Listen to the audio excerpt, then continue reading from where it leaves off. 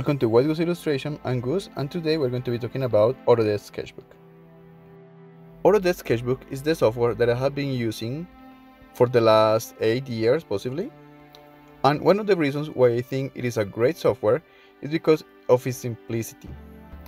You open the application and everything is right there in front of your eyes. For the majority of your work, everything is right there. No hidden functions or modes. It provides a very natural sensation in your workflow. It is very useful for beginners because it is very intuitive, but also you can do some professional work in it. But of course, it is far from perfect, especially since it became a free software. The version you're watching in this part is the version for PC, but today we're going to be talking specifically about the iPad version, which is very similar to the Android version for tablets. The first thing you're going to see in this application is the brushes to the left. The brush library is customizable.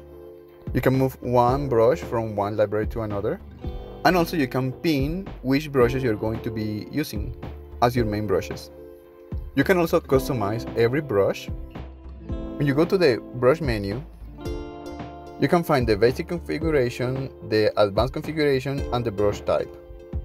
Under basic, you can change the size and opacity. In brush type, you can change the type of brush that you're going to be using. And in advanced, you can tweak a lot of different settings that will let you change different settings according to the pressure and even the pencil tilt.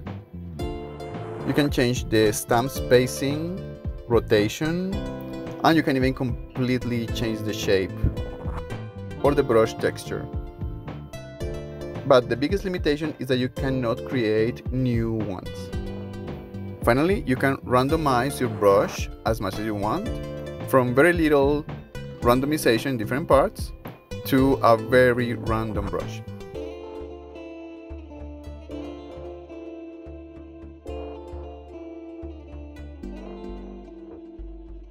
The toolbar is at the top, where you can find the menu as well as the undo or redo buttons.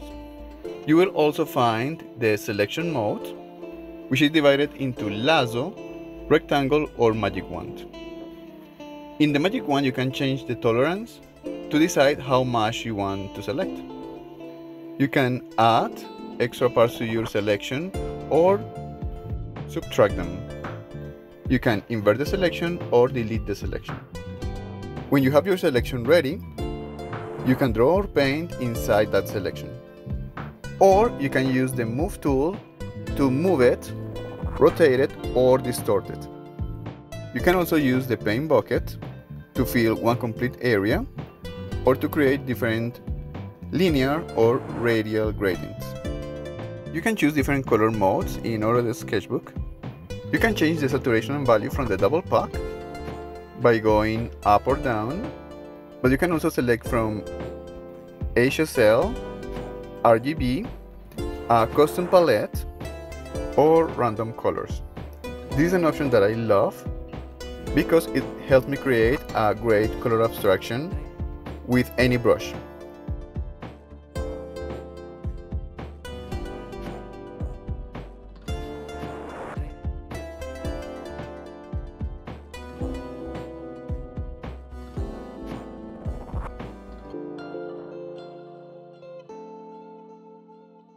You can use different kinds of rulers to help you with your lines.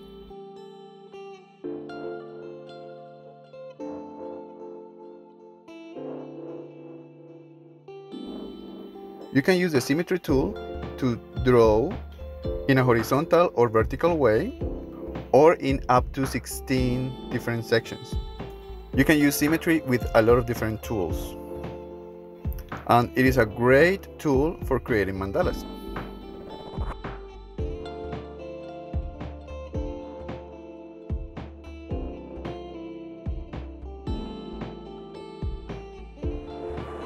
You can import pictures from your camera roll that you can edit in the way you want.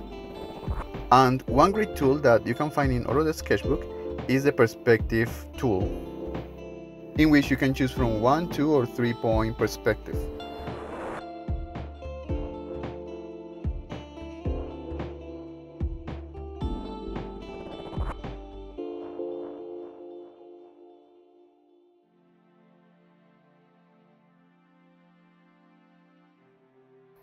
And finally, you can use the text tool.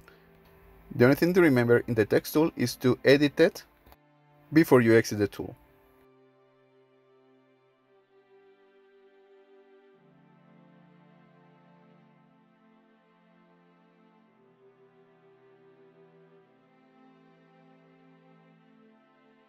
In the right hand, you have the layer editor, in which you have basic options like copy, paste, cut, duplicate, merge, delete, or even lock the layer.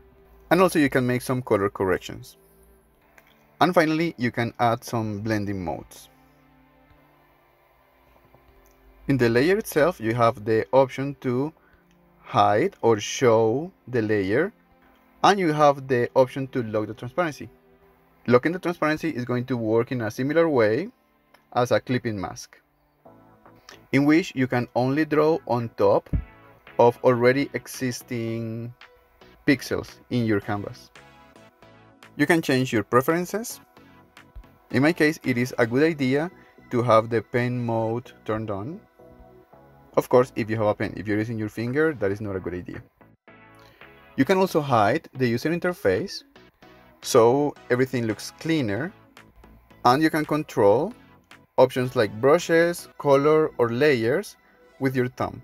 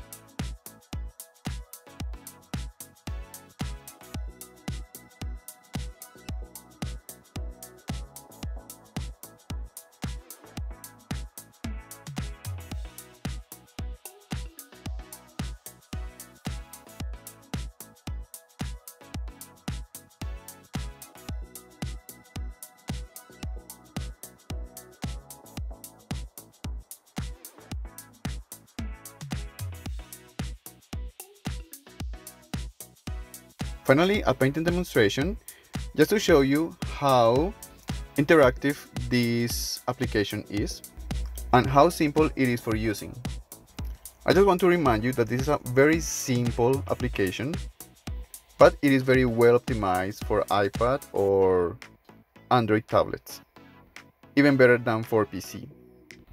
All its functions make it good for creating quick paintings and sketches, and even a little bit more. In terms of brushes, they are very simple. The brush engine is very basic, so you can expect to have some very interesting and interactive brushes, but they are good enough. Also, there is no distortion modes or any kind of blur modes. And my final reflection about this application and about any other applications is that even though the application matters and matters a lot, the most important part is you as an artist, what you learn as an artist. If you're an amazing artist, You can create an amazing artwork with a stick on the beach. So Autodesk Sketchbook is a great simple tool. Go ahead and try it.